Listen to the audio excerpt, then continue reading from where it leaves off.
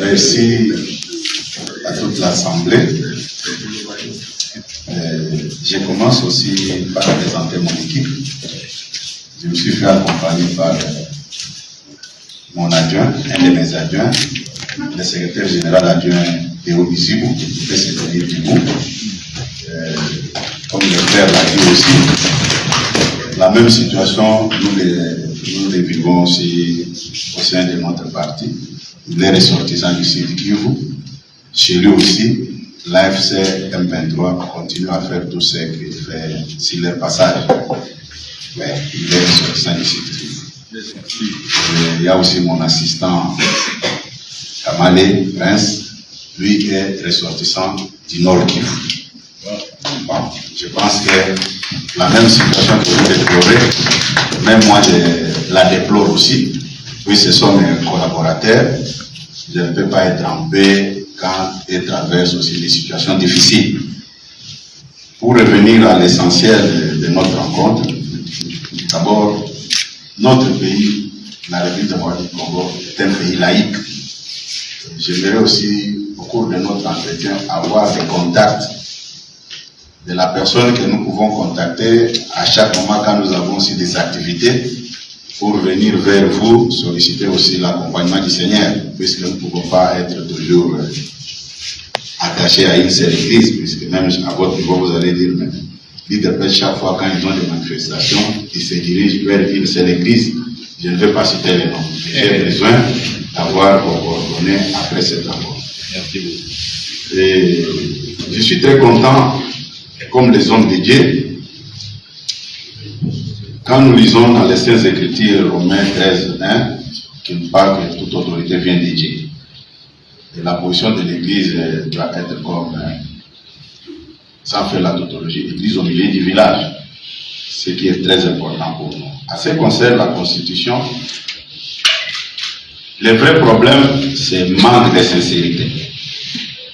Quand vous faites quelque chose avec la mauvaise foi, si c'est la couleur noire, vous risquerez même de dire que c'est la couleur blanche. Ou puisque c'est présenté par l'Église du Christ au Congo, que vous ne tolérez pas. Vous allez donner une autre réponse. Partant seulement de cette Constitution, la Constitution elle-même prévoit qu'on peut la réviser. Cette Constitution, dans son article 218, la Constitution met fin au débat. Mais à ma grande surprise, je vois que nous, les acteurs politiques, nous voulons faire de la diversion. Je suis très content puisque les gens qui ont milité pour cette Constitution, l'un d'entre eux est parmi nous. Monseigneur Marini, à l'époque président du Sénat, à l'époque du régime implicable. Si cette disposition n'était pas prévue dans cette Constitution, on pouvait clore avec les débats. Et l'article 5 est très clair là-dessus. Et tout pouvoir émane du peuple. Mais si le pouvoir vient du peuple, vous allez constater avec moi toutes les dispositions qui se trouvent dans cette Constitution. Si la population décide que non, nous ne voulons pas de cette Constitution. Mais c'est le souverain primaire. Pourquoi nous allons encore commencer à nous entretuer? Non, voilà, il y a ceci. Et même la Constitution que nous défendons ici, ce n'est pas la Constitution que Monseigneur Marini avait présentée quand il était président du Sénat. Puisque la Constitution de l'époque avait prévu des tours pour les élections présidentielles. Mais au jour d'aujourd'hui, devant nous, il y a une Constitution qui parle d'un seul tour. Est-ce que nous sommes animés de la bonne foi ou bien nous réagissons sur base de nos émotions? C'est un faux débat. C'est un faux débat, puisque la Constitution que nous avons eu au référendum ce n'est pas la même. Dès lors qu'on a bougé seulement un seul article. Et puis ce qui me fait mal, c'est de constater que les gens sont en train d'attribuer la pensée à son Excellence, Monsieur le Président de la République, qu'il fait changer la Constitution pour faire un troisième mandat. Mais si vous posez la question à tous ces accusateurs, qui parmi vous peut nous sortir un élément sonore, vidéo, ou soit dans une grande rencontre, une grande conférence, où le président Tshisekedi avait dit à tout le monde que quand je rentre dans mon pays, c'est pour changer la Constitution et faire un troisième mandat. On est en train d'attribuer les idées au président de la République, c'est ce qu'il n'a pas dit. C'est un majeur. S'il avait ces idées-là, il allait les dire ouvertement. À ce qui concerne l'histoire politique de notre pays, Maréchal Mobutu a dirigé ce pays pendant 30 ans. Sous son règne, je pense que la République d'Israël avait révisé la Constitution pendant 17 fois. Laurent Désiré Kabila, avec l'acte constitutionnel du 27 mai 1997, il en a fait. Et Joseph Kabila, puisque c'est lui qui est censé connaître les anomalies, les garants de la nation,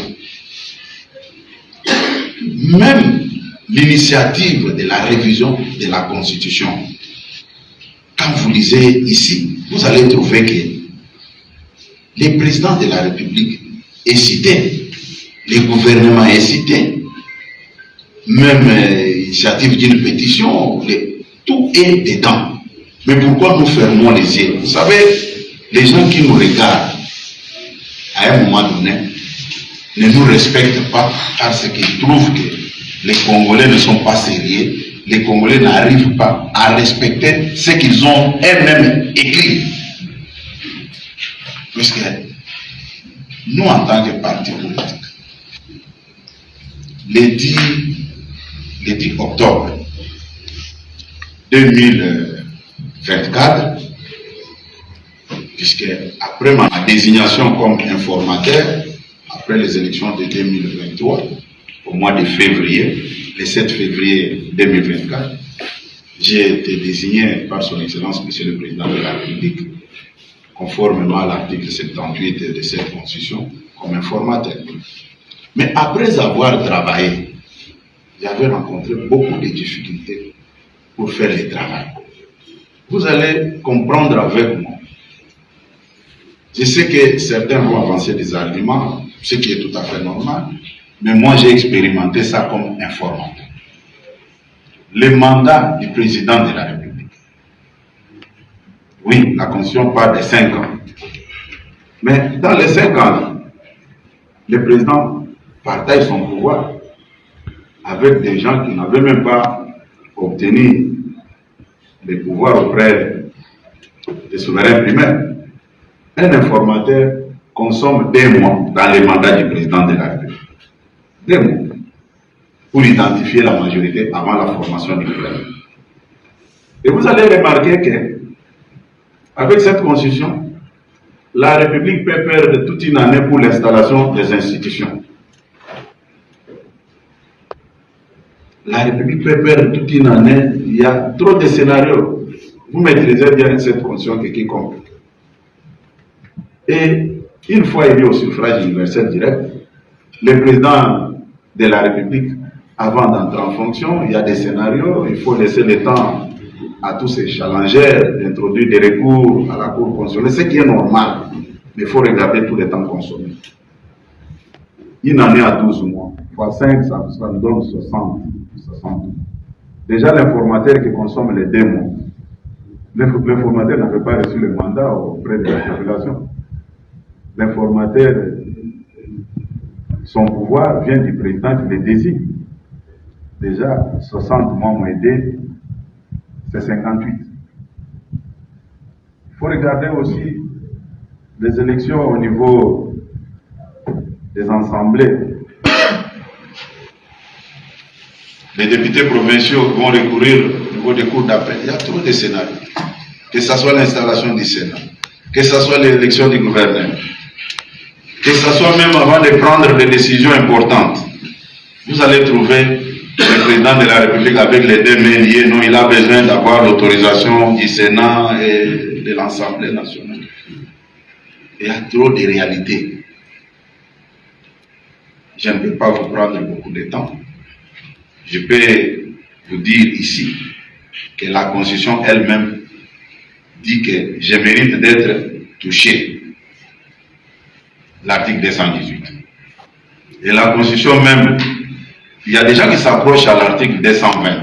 Alors que l'article 5 dit tout pouvoir émane du peuple. Si la population décide aujourd'hui,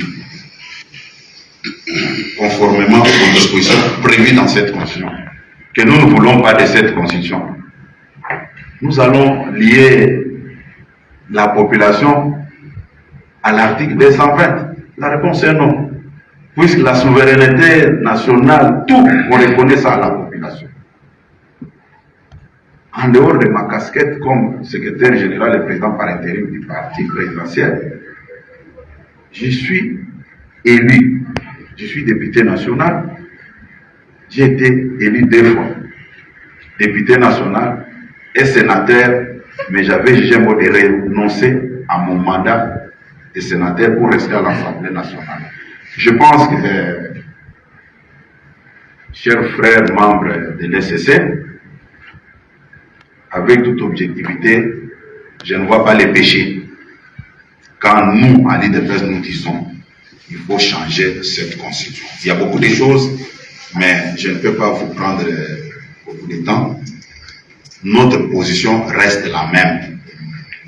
Nous avons parlé du changement de la Constitution au niveau du parti. Et notre position même avant que cette Constitution puisse être votée au référendum, vous étiez avec nous ici, notre position était connue de tous. Nous n'étions pas favorables avec cette Constitution. Et après que la Constitution en question a été votée au référendum, l'option a été levée que pour sauver notre peuple, quand nous serons au pouvoir, nous allons revenir sur ces dossiers de la Constitution. C'était ça la position de notre père fondateur, le docteur Étienne Tshisekedi. Aujourd'hui, nous sommes rattrapés par l'histoire, nous l'IDPS. C'est l'IDPS qui gère le pays. Nous allons encore laisser ce que nous avons condamné hier quand nous étions dans l'opposition, ou bien nous allons matérialiser ce qu'on avait comme position avant d'adopter cette constitution au référendum en 2006. Voilà en résumé, nous sommes favorables pour le changement de la constitution, puisque la constitution elle-même prévoit tout pour être changée ou modifiée. Encore une fois, merci d'avoir pensé à notre parti pour nous accorder la parole au niveau de cette tribune. Merci beaucoup.